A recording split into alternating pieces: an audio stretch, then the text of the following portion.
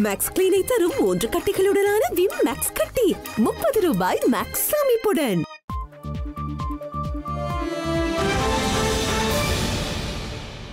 வணக்கம். இது ஐபிசி தமிழின் செய்தி நேரம். முதலில் தலைப்புச் செய்திகள்.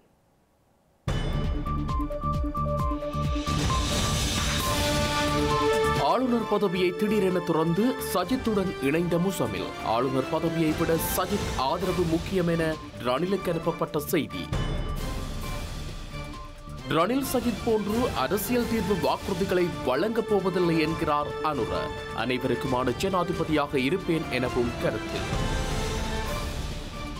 ராஜாங்க அமைச்சர்கள் நால்வரை அதிரடியாக பதவி நீக்கிய ரணில். எதிர்த்தரப்பு ஜனாதிபதி வேட்பாளர்களை ஆதரிக்கும் முடிவை அடுத்து பாப்பரசரை சந்தித்து இன்னல்களை சொன்ன ஈழத்தமிழ் ஏதிலிகள். இந்தோனேசிய பயணத்தின் போது ஏதிலிகள் குறித்து கவலை தெரிவித்த பிரான்சிஸ். தமிழகத்தில் அரசு பாடசாலைகளில் கல்வி தரத்தை சாடிய ஆளுநர் ரவி. சந்திரயான் விஞ்ஞானிகள் அரசு பாடசாலை மாணவர்கள் என சபாநாயகர் அப்பாவு பதிலடி. பிரான்சின் புதிய பிரதமராக பிரச்சிட் மிச்சேல் பார்னியர் நியமனம். மக்களுக்கு சேவை செய்யும் அரசாங்கம் உருவாக்கும் என அரசு தலைவர் நம்பிக்கை.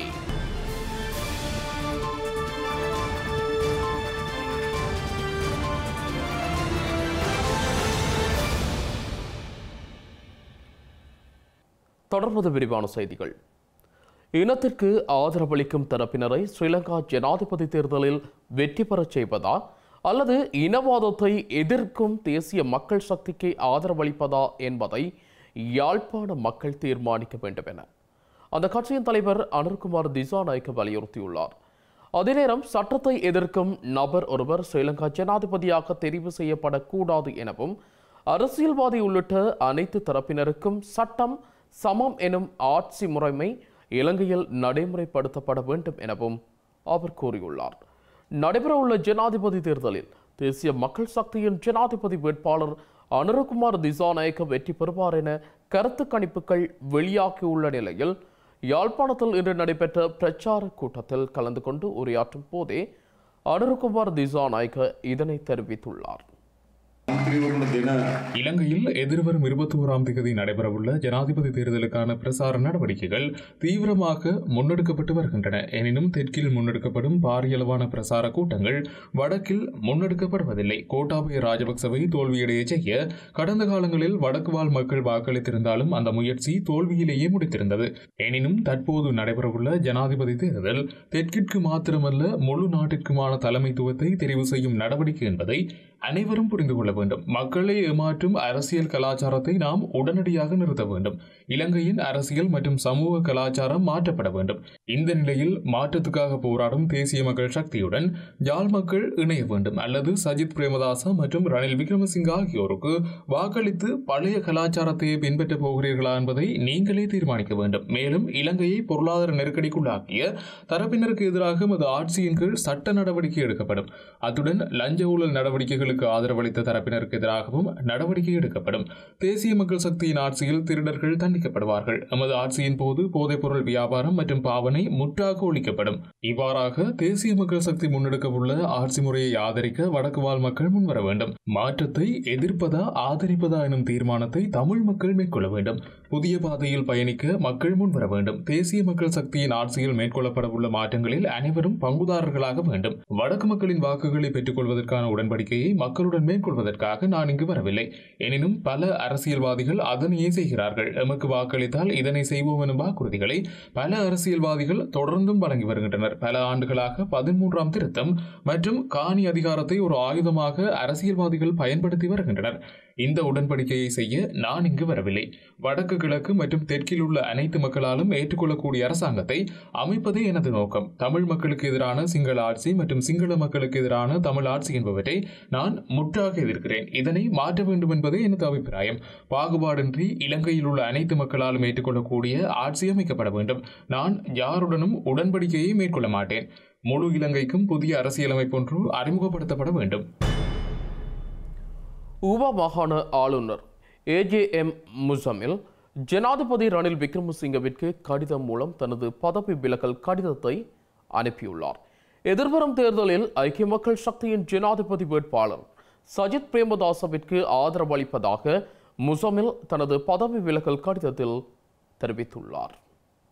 ஊவா மாகாண ஆளுநராக கடமையாற்றிய போது தாம் தொழில் நிபுணத்துவத்துடனும் நேர்மையுடனும் செயற்பட்டதாகவும் AJM முசமில் குறிப்பிட்டுள்ளார்.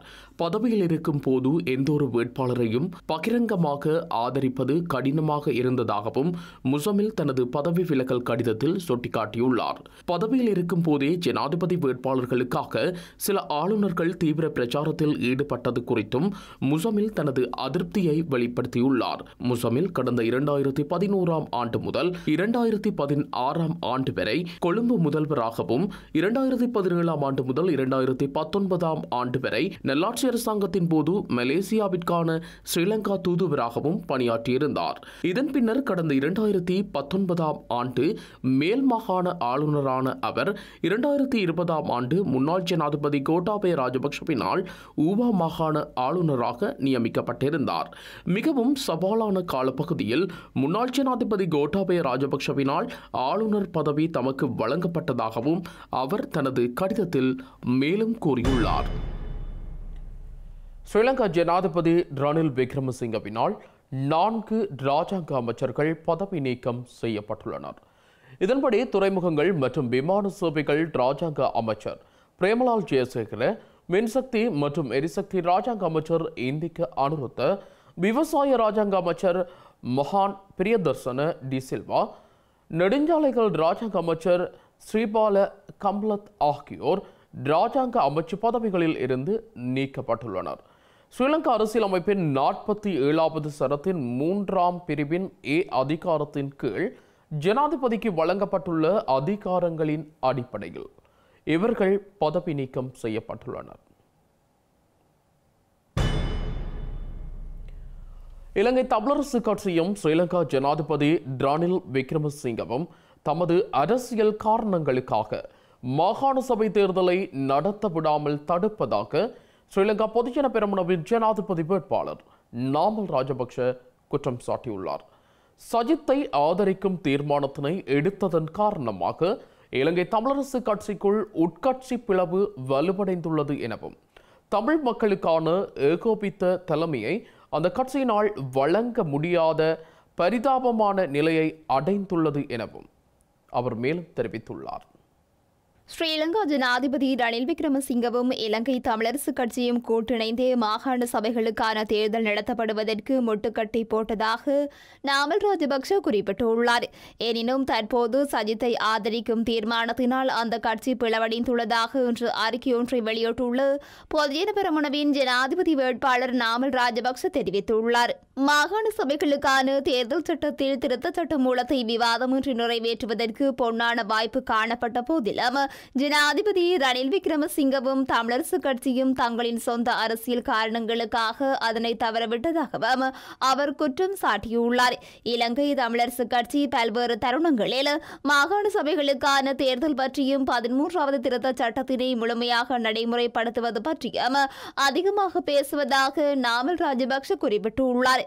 செயலில் வேறுபட்ட நிகழ்ச்சி நிரலை அந்த கட்சியினர் கொண்டிருப்பதே வெளிப்படுவதாகவும் இந்த உண்மையை தாம் கூறினால் தமக்கு தமிழ் சினிமா திரைப்படங்களில் வரும் வில்லன் போன்று முத்திரை குத்துகின்றார்கள் எனவும் அவர் கூறியுள்ளார். எனினும் தமிழ் மக்களின் உண்மையான வில்லன்கள் யார் என்பதை தமிழ் மக்கள் தற்போது புரிந்து கொண்டிருப்பார்கள் எனவும் நாமல் ராஜபக்ஷ குறிப்பிட்டுள்ளார். ரணிலுக்கும் தமக்கும் உள்ள வித்தியாசம் தெளிவாக உணர்ந்து கொள்ள முடியும் எனவும் தாம் தமிழ் மக்களுக்கு உண்மையை கூறுவதாகவும் அவர் தெரிவித்துள்ளார். ரணில் விக்ரமசிங்க தமிழ் மக்களை நம்ப வைப்பதாக போய் கூறுகின்றார் எனவும் மாகாண சபை முறைமைகள் விடயத்தில் இலங்கை தமிழரசு கட்சி மீண்டும் தமது மக்களை தோல்வியடை செய்துள்ள அதேவேளை ரணில் மீண்டும் தமிழ் மக்களை முட்டாளாக்கியுள்ளார் எனவும் நாமல் ராஜபக்ஷ சாடியுள்ளார். இலங்கை தமிழரசு கட்சி தமிழ் மக்களின் நீண்ட காலமான தலைமை கட்சி என்ற பாத்திரத்தினை இனி வகிக்க முடியாத நிலையை அடைந்துள்ளது எனவும் ஸ்ரீலங்கா பொதுஜன பெரமுனவின் ஜனாதிபதி வேட்பாளர் கூறியுள்ளார். ஸ்ரீலங்கா ஜனாதிபதி தேர்தலில் போட்டியிடும் சில வேட்பாளர்கள் தனது ஆதரவை கோரியுள்ள போதிலும் இம்முறை ஜனாதிபதி தேர்தலில் தாம் நடுநிலை வகிக்க தீர்மானித்துள்ளதாக முன்னாள் ஜனாதிபதி சந்திரிகா பண்டாரநாயக்க குமாரதுங்க தெரிவித்துள்ளார். தற்போதைய ஜனாதிபதி தேர்தல் பிரச்சாரத்தில் பல்வேறு வேட்பாளர்களை தாம் ஆதரிப்பதாக பல ஊடகங்களில் செய்தி வெளியிடப்பட்ட போதிலும் இந்த தேர்தலில் எந்த ஒரு வேட்பாளர்களுக்கும் தனது ஆதரவை வழங்கப் போவதில்லை என அவர் குறிப்பிட்டார்.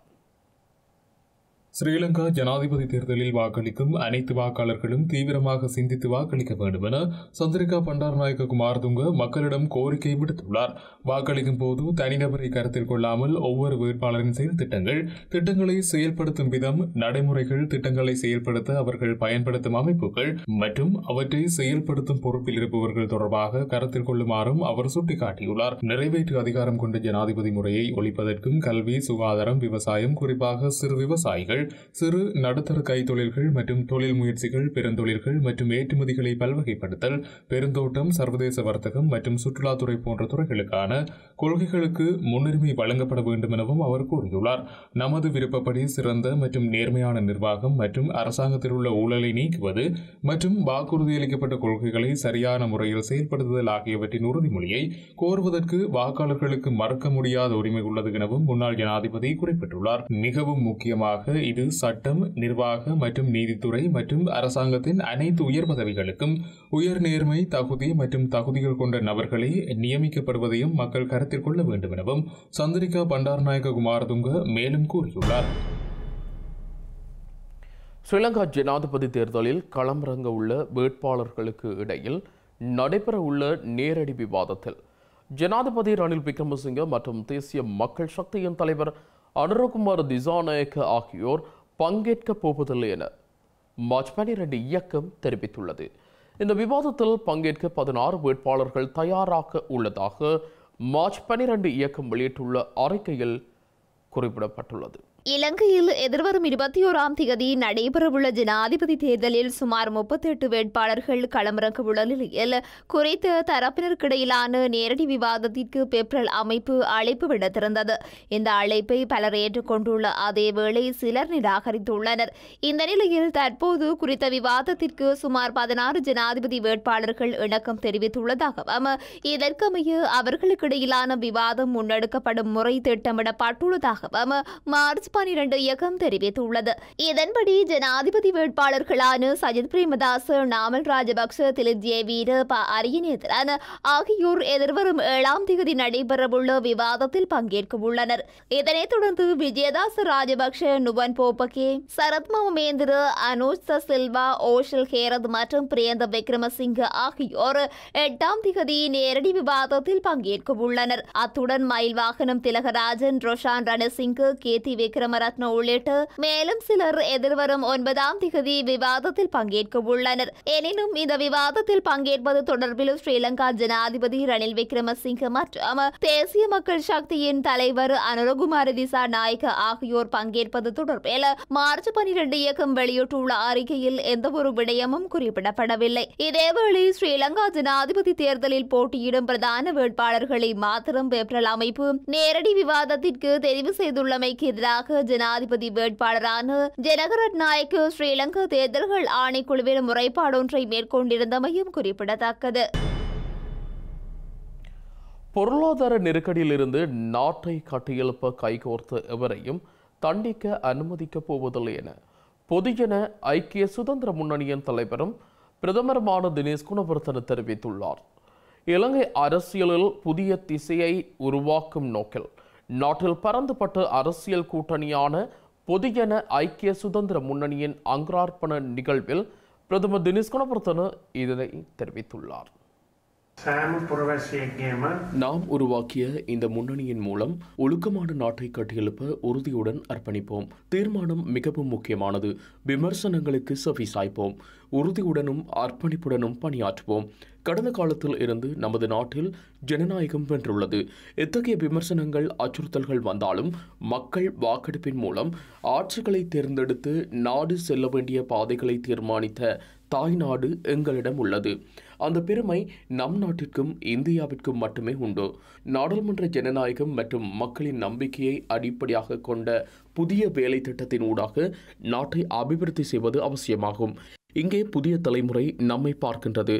அந்த வருங்கால சந்ததிக்காக இந்த பயணத்தை மேற்கொள்கின்றோம். இளம் தலைமுறையினர் எதிர்பார்க்கும் சமூக மற்றும் அபிவிருத்தியின் இலக்குகளை அடைவதற்கு நாம் ஒரு முன்னணியாக செயற்பட வேண்டும். வன்முறையை ஒழிப்பதற்கும் ஜனநாயக நாட்டை அகிம்சை வழியில் பாதுகாப்பதற்கும் நீங்களும் நாங்களும் அனைவரும் அர்ப்பணிப்புடன் செயற்பட வேண்டும். இந்த ஜனாதிபதி தேர்தலும் எமது முன்னணிக்கு மிகவும் விசேடமானது.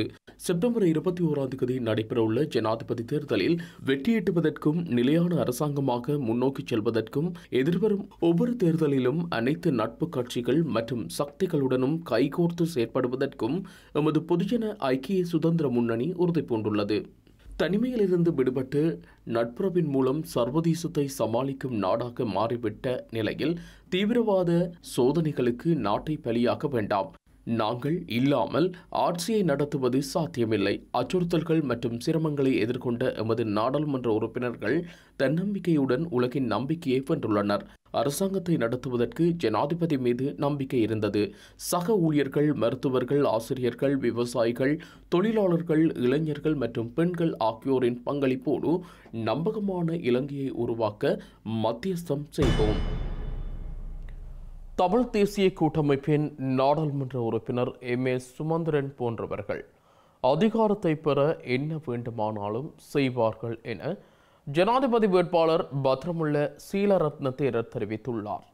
மன்னார் பேருந்து நிலையத்தில் இன்று மேற்கொள்ளப்பட்ட தேர்தல் பரப்புரை கூட்டத்தின் போதே அவர் இதனை கூறினார்.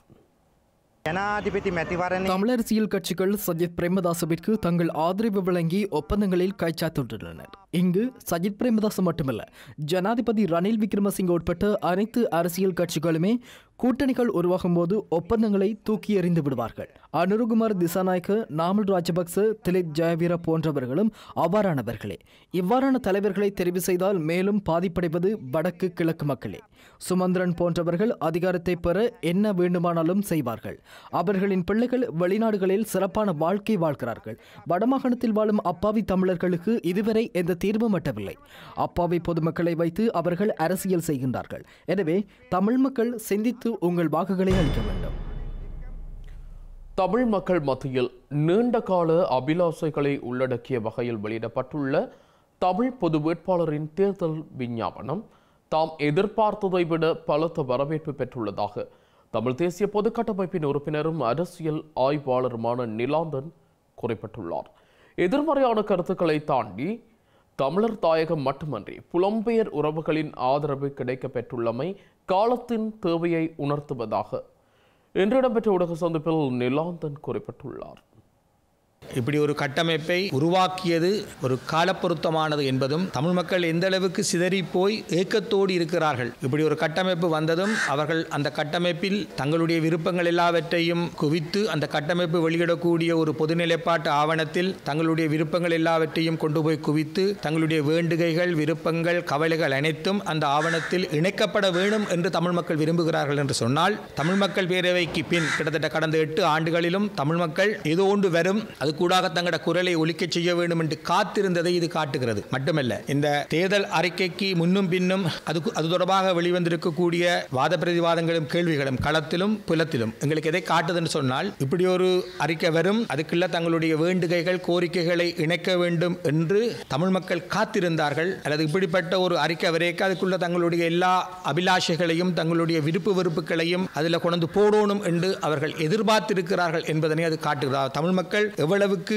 ஒரு ஏங்கி போயிருக்கிறார்கள், அல்லது இப்படி ஒரு கட்டமைப்பு வராதா என்று தமிழ் மக்கள் எதிர்பார்த்திருந்தார்கள் என்பதை தான் எங்களுக்கு இது காட்டுது. இது எங்களுக்கு மேலும் உற்சாகமாக இருக்கு. இதில் எதிர்மறை விமர்சனங்கள் இருக்கலாம், ஆனால் எங்களுக்கு உற்சாகமாக இருக்கு. என்னென்னு சொன்னால், நாங்கள் செய்ய வந்த விஷயம் சரி. நாங்கள் தமிழ் மக்கள் மத்தியில் இப்படி ஒரு ஒப்பீட்டளவில் சாத்தியமான ஒரு கூட்டமைப்பை ஒரு கூட்டணியை உருவாக்குவதன் மூலம் தமிழ் மக்கள் மத்தியில் ஒரு நம்பிக்கையை, பலத்தை கட்டியெழுப்ப முடிகிறது என்று நாங்கள் நினைக்கிறோம். இன்றைக்கு இந்த தேர்தல் பிரச்சார நடவடிக்கைகளிலும் மக்கள் தாமாக முன்வந்து ஈடுபடுவதும், குறிப்பாக புலம்பெயர்ந்த பரப்பில் இருப்பவர்கள் உற்சாகமாக இந்த பிரச்சார நடவடிக்கைகளில் ஈடுபடுவதை எங்களால் பார்க்கக்கூடியதாக இருக்கு.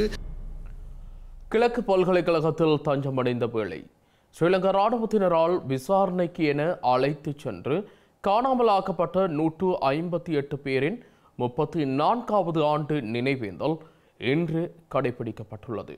ஸ்ரீலங்கா அரசினால் நீதி மறுக்கப்பட்டுள்ள நிலையில் சர்வதேசமே தீர்வு வழங்க வேண்டும் என்ற கோரிக்கையுடன் போராட்டம் ஒன்றும் முன்னெடுக்கப்பட்டுள்ளது. கிழக்கு பல்கலைக்கழக முகாமில் தஞ்சம் பெற்றிருந்தவர்களில் 158 பேர் விசாரணைகளுக்கென அழைத்துச் செல்லப்பட்டு காணாமல் ஆக்கப்பட்டுள்ளனர். 34 வருடங்கள் கடந்தும் நீதி கிடைக்காத நிலையில் இன்று வந்தாறுமூலை பல்கலைக்கழக வளாகம் ஒன்றில் கிழக்கு பல்கலைக்கழக கலை கலாச்சார பீட மாணவர் ஒன்றியம் மற்றும் மட்டக்களப்பு வலிந்து காணாமல் ஆக்கப்பட்ட உறவுகளின் சங்கத்தின் ஏற்பாட்டில் நினைவேந்தல் நிகழ்வும் போராட்டமும் இடம்பெற்றுள்ளது.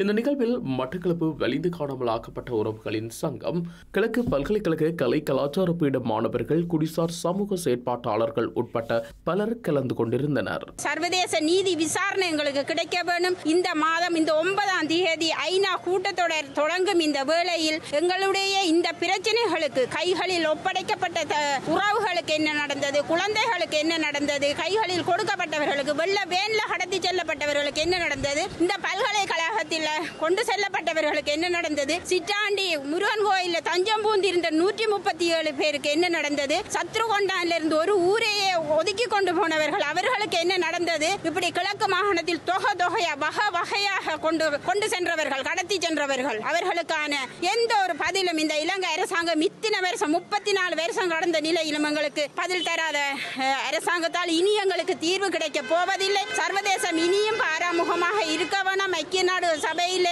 இருந்து எங்களுக்காக நீதியை கிடைக்கிறதுக்கு நீங்க சகலரும் ஒத்துழைச்சி இலங்கை அரசாங்கத்துக்கு அழுத்தத்தை கொடுத்து எங்களுக்கான ஒரு தீர்வினை பெற்றுத்தர வேண்டும் என்பதை சர்வதேச நாடுகளில் இருக்கும் புலம்பெயர் சகோதரர்களையும் நான் இந்த தருணத்தில் கேட்டுக்கொண்டு, ஐக்கிய நாடுகளின் மனித உரிமைகள் பேரவையில் நிறைவேற்றப்பட்ட தீர்மானம் புதுப்பிக்கப்படுவதை தடுக்கும் நோக்குடன் நாடாளுமன்றத்தில் உண்மைக்கும் நல்லிணக்கத்திற்குமான ஆணைக்குழு சட்டமூலத்தை ஸ்ரீலங்கா அரசாங்கம் கொண்டு வந்துள்ளதாக இலங்கையின் முன்னாள் மனித உரிமைகள் ஆணையாளர் அம்பிகா சட்குணநாதன் குற்றம் சாட்டியுள்ளார். இந்த சட்டமூலத்தை பாதிக்கப்பட்ட மக்கள் மாத்திரமன்றி மனித உரிமை செயற்பாட்டாளர்கள் மற்றும் குடிசார் சமூகத்தினர் நிராகரித்துள்ளமை தொடர்பாக ஆணைக்குழுவை நடைமுறைப்படுத்துவதற்கான இடைக்கால பொறிமுறையை உருவாக்குவதற்கு தலைமை வகித்த கலாநிதி அசங்க குணவன்சவிற்கு கடிதம் மூலம் அறிவித்திருந்ததாக ஐபிசி தமிழுக்கு வழங்கிய செவியில் அவர் கூறினார். அந்த சட்டத்தை தமிழ் மக்கள், மற்றது மனித உரிமை செயற்பாட்டாளர்கள், சிவில் சமூகங்கள், பாதிக்கப்பட்ட மக்கள், காணாமல் ஆக்கப்பட்டவர்களின் குடும்பங்கள் அந்த சட்டத்தை நிராகரித்திருக்கின்றன. இதை வெளிப்படையாக கூறியிருக்கின்றன. மற்றது பல அறிக்கைகள் கூட விடுக்கப்பட்டிருக்கின்றன. உண்மையை தேடுவதற்காக இன்னும் ஒரு ஆணைக்குழு தேவையில்லை. எங்கள் வரலாற்றை பார்த்தோமானால் பல ஆணைக்குழுக்கள் ஸ்தாபிக்கப்பட்டன, பல உண்மைகள் உள்ளன, பல அறிக்கைகள் உள்ளன, அதில் ஆயிரக்கணக்கான பரிந்துரைகள் உள்ளன. அந்த பரிந்துரைகளை ஒன்றை கூட இந்த அரசாங்கம் மட்டுமில்ல, கடந்த கால அரசாங்கங்கள் கூட நடைமுறைப்படுத்தாமல் வேறு ஒரு ஆணைக்குழுவை இன்னும் ஒரு ஆணைக்குழுவை ஸ்தாபிப்பது அதில் பிரயோஜனம் இல்லை. அது ஒரு கண் துடைப்பு தான். ஜெனீவாவில் அந்த பிரேரணை புதுப்பிக்கப்படக்கூடாது என்று அதை இலக்காக வைத்துத்தான் இவர்கள் தற்போது இந்த சட்டத்தை அறிமுகப்படுத்தி இருக்கின்றார்கள். மற்றது இதில் பொறுப்பு கூறல் அல்லது ஒருவருக்கு எதிராக வழக்கு தொடுப்பதற்கு இந்த சட்டம் ஒரு அதிகாரத்தையும் கொடுக்கவில்லை. இது உண்மையை தேடிக்கொள்வதற்காகத்தான். மற்றது இவர்கள் உண்மைக்கும் நல்லிணக்கத்துக்கும் ஒரு ஆணைக்குழுவை ஸ்தாபிக்கும் போது தற்போது கூட காணாமல் ஆக்கப்பட்ட குடும்பங்கள், ஆக்கப்பட்டவர்களின் குடும்பங்கள் போராட்டங்களை நடத்த முடியாமல் இருக்கின்றது. 30ஆம் தேதி கூட சர்வதேச தினம். காணாமல் ஆக்கப்பட்டவர்களை நினைவு கூறுவதற்காக அந்த தினத்தில் கூட குடும்பங்களை, அவர்களின் ஊர்வலத்தை தடுப்பதற்காக போலீஸ் நீதிமன்றத்துக்கு சென்றார்கள் ஒரு தடை உத்தரவை பெறுவதற்காக. யாழ்ப்பாணத்தில் நடந்தது, பின்பு கிழக்கில் கூட நடந்தது. தற்போது கூட சிவில் சமூகங்கள் கண்காணிப்புக்கு, மிரட்டல்களுக்கு தற்போதும் உட்படுத்தப்படுகின்றார்கள். காணி பகிஷ்கரிப்பு கூட இன்னும் அது நிறுத்தப்படவில்லை இராணுவ முகாம்களை அமைப்பதற்காக. மற்றது இராணுவ மயமாக்கல் குறையவில்லை. மற்றது கோயில்கள் போன்று அந்த மத ஸ்தலங்களும் அது உடைக்கப்பட்டு அங்கே பௌத்த விகாரைகள் கட்டப்படுகின்றன. அந்த மாதிரியாக அந்த நிகழ்வுகள் தொடரும் போது தற்போது ஒரு ஆணைக்குழுவை ஸ்தாபிப்பது ஒரு பாதிக்கப்பட்ட மக்களை அவர்களின் உரிமைகளை மீறுவது மட்டுமல்ல, அந்த பாதிக்கப்பட்ட மக்களை சம பிரஜைகளாய் நடாத்தப்படாமல் அவர்கள் இதை ஒரு கேலிக்கூத்தாக்குகின்றார்கள். நாடாளுமன்ற உறுப்பினர் வேலுக்குமாரின் நட்பெயருக்கு களங்கம் விளைவிக்கும் வகையில் நாடாளுமன்ற உறுப்பினர் தயாசிறி ஜெயசேகரவின் முகநூல் பக்கம் மற்றும் ஐக்கிய மக்கள் சக்தியின் சமூக வலைதளங்களில் வெளியிடப்பட்டுள்ள பதிவுகளை நீக்குமாறு கொழும்பு மாவட்ட நீதிமன்றம் இன்று உத்தரவு பிறப்பித்துள்ளது. ஐக்கிய மக்கள் சக்தியின் கண்டி மாவட்ட நாடாளுமன்ற உறுப்பினரான வேலுக்குமார் எதிர்வரும் ஜனாதிபதி தேர்தலில் சுயாதீன வேட்பாளர் ரணில் விக்ரமசிங்கவிற்கு ஆதரவளிப்பதாக அறிவித்து அவருடன் இணைந்து கொண்டுள்ளார். ஜனாதிபதியை ஆதரிக்கும் முடிவை எடுப்பதற்காக வேலுக்குமார் மதுபான சாலை அனுமதி பத்திரம் பெற்றுள்ளார் என தயாசிறி ஜெயசேகர குற்றம் சுமத்தியிருந்தார். இது தொடர்பான காணொலி தயாசிறி ஜெயசேகரவின் முகநூல் மற்றும் ஐக்கிய மக்கள் சக்தியின் சமூக வலைதள பக்கங்களில் பதிவிடப்பட்டிருந்தன. இந்த குற்றச்சாட்டை நிராகரித்து நாடாளுமன்ற உறுப்பினர் வேலுக்குமார் கொழும்பு மாவட்ட நீதிமன்றத்தில் வழக்கு தாக்கல் செய்திருந்தார். இந்த வழக்கு விசாரணைக்கு எடுத்துக் கொள்ளப்பட்ட நிலையில் வேலுக்குமார் சார்பில் சிரேஷ்ட சட்டத்தரணி சிவேந்திரன், கனிஷ்ட சட்டத்தரணி சிவேந்திர ராஜா உள்ளிட்ட சட்டக்குழுவினர் முன்னிலையாகியிருந்தனர். இதன்போதே தயாசிறி ஜெயசேகரவின் உரையை சமூக வலைதளங்களில் வெளியிடுவதற்கு தடை விதித்து இந்த உத்தரவு பிறப்பிக்கப்பட்டுள்ளது. ஒடுக்குமுறைகள் காரணமாக சொந்த நாடுகளில் வாழ முடியாமல் புலம்பெயரும் ஏதிலி மக்களுக்கு ஒரு கண்ணியமான வாழ்வை மறுக்கும் மலின அரசியல் கலாச்சாரம் குறித்த கவலையை பாப்பரசர் பிரான்சிஸ் ஆசிய பயணத்தின் போது வெளியிட்டுள்ளார். எதிர்வரும் திங்கள் அன்று ஆரம்பமாகும் ஐநா மனித உரிமை பேரவையில் இலங்கை குறித்த நிகழ்ச்சி நிரல்களும் உள்ள நிலையில் பாப்பரசரின் இந்த கரிசனை ஈழத்தமிழ் ஏதிலிகள் குடும்பம் ஒன்றுடனான சந்திப்பின் பின்னர் வந்துள்ளது. தனது ஆசிய பயணத்தின் போது முதலாவதாக இந்தோனேசியாவிற்கு சென்ற பாப்பரசர் அங்கு நடத்திய சந்திப்புகளின் போது ஈழத்தமிழ் ஏதிலி குடும்பம் ஒன்றையும் சந்தித்து பேசி அவர்களுக்கு ஆசையும் வழங்கியிருந்தார். 2 சிறார்கள் மற்றும் பெற்றோரை உள்ளடக்கிய இந்த தமிழ் குடும்பம் கனடாவிற்கு படகின் மூலம் சென்றபோது இந்தோனேசியாவில் கரை ஒதுங்கிய ஈழத்தமிழர்களில் இருந்த ஒரு குடும்பம் என்பதும் குறிப்பிடத்தக்கது. பாப்பரசர் பிரான்சிஸ் தனது நீண்ட ஆசிய சுற்றுப்பயணத்தை ஆரம்பித்துள்ள நிலையில் அவரது முதலாவது பயணம் இந்தோனேசியாவில் இடம்பெற்ற நிலையில் அந்த பயணத்தில் ஈழத்தமிழ் ஏதிலி குடும்பம் ஒன்றும் அவரை சந்தித்து ஆசீர்வாதம் பெற்றுள்ளது. இந்தோனேசிய தலைநகர் ஜகார்த்தாவில் பாப்பரசரை சந்தித்த குழுவில் இந்த ஈழத்தமிழ் ஏதிலி குடும்பத்திற்கும் இடம் வழங்கப்பட்டது. இலங்கையிலிருந்து கனடாவை நோக்கி புலம்பெயர்ந்து சென்றபோது தமது படகு பழுதடைந்த காரணத்தால் இந்தோனேசியாவில் தரையிறங்கிய ஈழத்தமிழர்களில் இந்த குடும்பமும் ஒன்றாகும். இன்று வரை இந்தோனேசியாவிலிருந்து வேறு நாடுகளுக்கு செல்ல முடியாத வகையில் இந்த ஈழத்தமிழ் எதிரிகள் அங்கு தங்கியிருக்கும் நிலையில் அவர்களில் ஒரு குடும்பமாக உள்ள இந்த குடும்பத்துக்கு பாப்பரசரை சந்திக்கும் வாய்ப்பு வழங்கப்பட்டது. பாப்பரசரை சந்தித்த இந்த குடும்பம் தமது துயர கதையை அவருக்கு கூறி அவரிடம் ஆசீர்வாதத்தை பெற்றுள்ளனர். டொமினிக்கன் சகோதரிகள் மற்றும் ஜேசுட் அகதிகள் சேவை மையத்தின் அனுசரணையுடன் இந்த சந்திப்பு இடம்பெற்றது. 2 சிறார்கள் மற்றும் பெற்றோரை உள்ளடக்கிய இந்த ஈழத்தமிழ் ஏதிலி குடும்பத்தின் சோக கதையை கேட்ட பாப்பரசர் ஏதிலிகளை ஒடுக்கும் மலினமான அரசியல் கலாச்சாரம் குறித்த விசனத்தை மீண்டும் ஒரு முறை வெளியிட்டார். இந்தோனேசியா, பப்புவா நியூகினி, கிழக்கு திமோர் மற்றும் சிங்கப்பூர் ஆகிய நாடுகளுக்கு ஒரு நீண்ட பயணத்தை ஆரம்பித்துள்ள பாப்பரசர் எதிர்வரும் 13ஆம் தேதி வரை இந்த பயணத்தை செய்ய உள்ளார். 80 வயதை கடந்த பாப்பரசர் தனது மூதாள நிலையிலும் இந்த நீண்ட பயணத்தை செய்து வருகிறார்.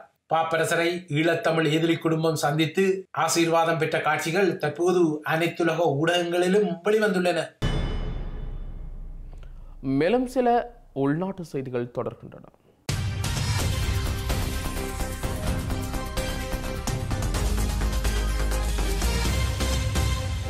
யாழ் தாவடி தெற்கு பத்ரகாளி கோவில் பகுதியில் உள்ள வீடொன்றுக்குள் இரவு வேளையில் உள்நுழைந்து மர்ம நபர்கள் இளைஞர் மீது வாழ்வெட்டு தாக்குதல் நடத்திவிட்டு தப்பிச் சென்றுள்ளனர்.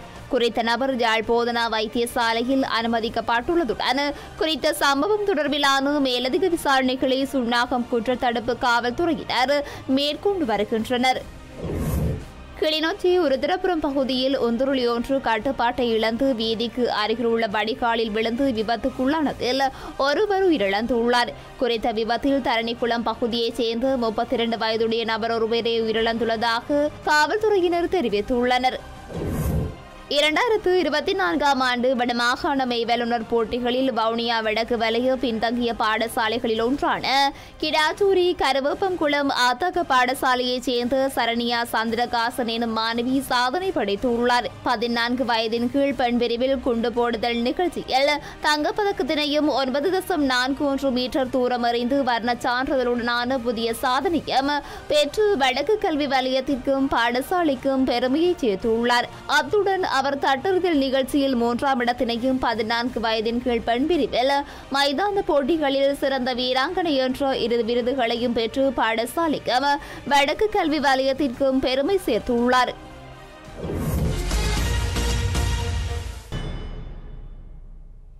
செய்திகளின் நிறைவாக மீண்டும் தலைப்புச் செய்திகள்.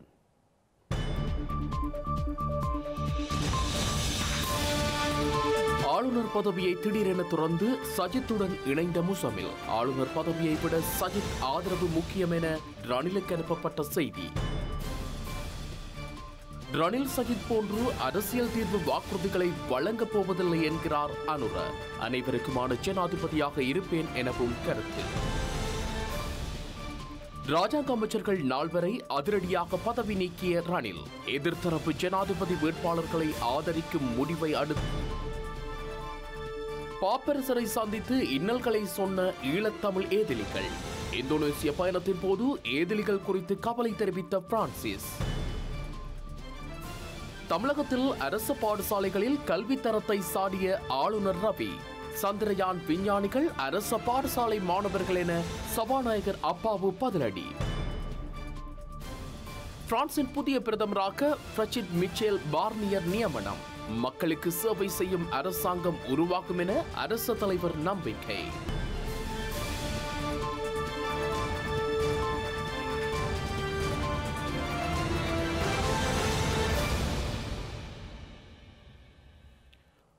இத்துடன் ஐபிசி தமிழின் செய்தி நேரம் நிறைவடைகிறது. உடனுக்குடன் செய்திகளை அறிந்து கொள்ள ibctamil.com என்ற நமது இணையதளத்தை பார்வையிடுங்கள். வணக்கம்.